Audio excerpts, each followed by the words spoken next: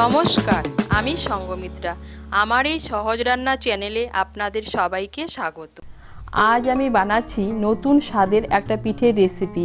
আপনারা এই শীতকালে খুব সহজে বাড়িতে বানিয়ে নিতে পারেন এই পিঠের রেসিপিটি। আপনাদের যদি এই রেসিপিটি ভালো লাগে তাহলে লাইক এবং শেয়ার করবেন, আর রেসিপিটি কেমন হয়েছে কমেন্ট করে জানাবেন। আরও নতুন নতুন রেসিপি পাওয়ার জন্য চ্যানেলটিকে অবশ্যই সাবস্ক্রাইব করবেন। প্রথমেই চালের গুঁড়ো দিয়ে ডোটা বানিয়ে নেব। তার জন্য কড়াই বসিয়েছি। এর মধ্যে আমি দিয়ে দিচ্ছি 1 কাপ দুধ। দুধটাকে আমি আগেই জাল দিয়ে নিয়েছিলাম। এখন দুধটাকে আমি আরেকটু ফুটিয়ে নেব। দুধটাকে ফুটিয়ে নিয়েছি। এখন এর মধ্যে দিয়ে দিচ্ছি 2 বড় চামচ চিনি,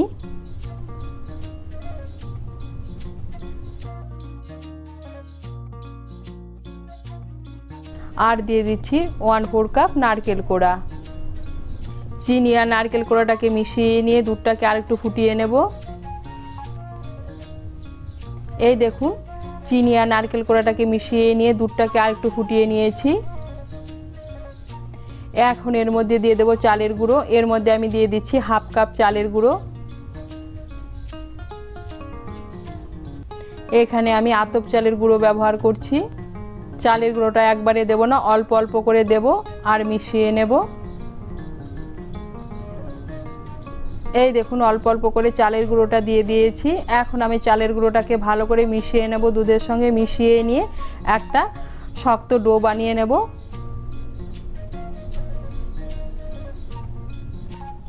এই দেখুন, চালের গুঁড়োটা মিশিয়ে নিয়ে একটা ডো তৈরি করে নিয়েছি।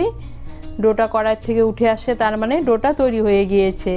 এখন আমি এই ডোটাকে একটা থালায় নামিয়ে নেব। ডোটাকে একটা থালায় নামিয়ে নিয়েছি। এখন গরম অবস্থাতেই ডোটাকে ভালো করে মেখে নেব। আর এটা গরম অবস্থাতেই ভালো করে মেখে নিতে হবে। ডোটাকে ভালো করে মেখে নিয়েছি। এখন এর থেকে অল্প অল্প করে নিয়ে পিঠেগুলো বানিয়ে নেব। আমি আমার পছন্দ মতো ডিজাইনে পিঠেগুলো বানিয়ে নিচ্ছি। আপনারা আপনাদের পছন্দ মতো যে কোনো ডিজাইনে পিঠেগুলো বানিয়ে নিতে পারেন।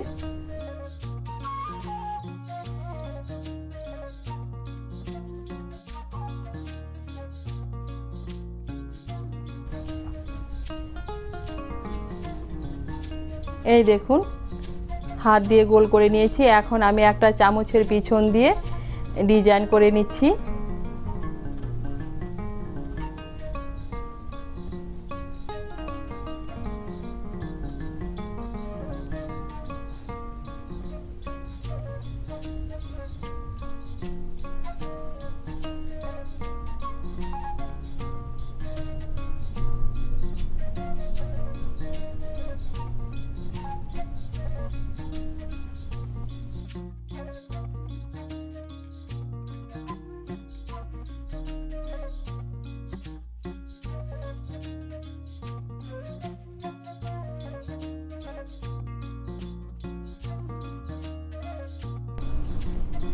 এই দেখুন, আমি 3 রকম ডিজাইনের 3টে পিঠে বানিয়ে নিয়েছি।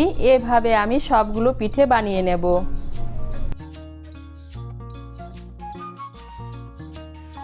এই দেখুন, সবগুলো পিঠে বানিয়ে নিয়েছি। এখন আমি পিঠেগুলোকে দুধের মধ্যে জাল দিয়ে নেব।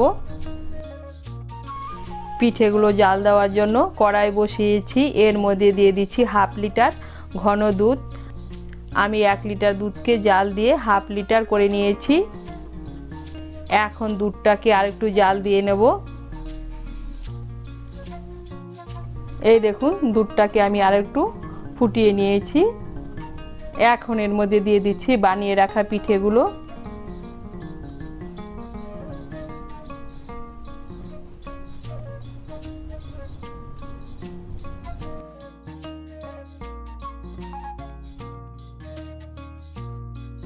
পিঠেগুলোকে মিশিয়ে নেব। দুধের সঙ্গে মিশিয়ে নিয়ে পিঠেগুলোকে আমি দুধের মধ্যে 4-5 মিনিট ভালো করে ফুটিয়ে নেব। এই দেখুন, পিঠেগুলোকে আমি দুধের মধ্যে 4-5 মিনিট ভালো করে ফুটিয়ে নিয়েছি। এখন আমি গ্যাসের আঁচটাকে একদম কমিয়ে দেব। দিয়ে এর মধ্যে দিয়ে দেব খেজুর গুড়। আমি পিঠেটা খেজুর গুড় দিয়ে জাল দিচ্ছি, আপনারা চিনি দিয়েও জাল দিতে পারেন। এর মধ্যে আমি দিয়ে দিচ্ছি 1/4 কাপ খেজুরের গুড়। মিষ্টিটা আপনারা আপনাদের স্বাদ মতো দেবেন। এখন গুড়টাকে ভালো করে দুধের সঙ্গে মিশিয়ে নেব।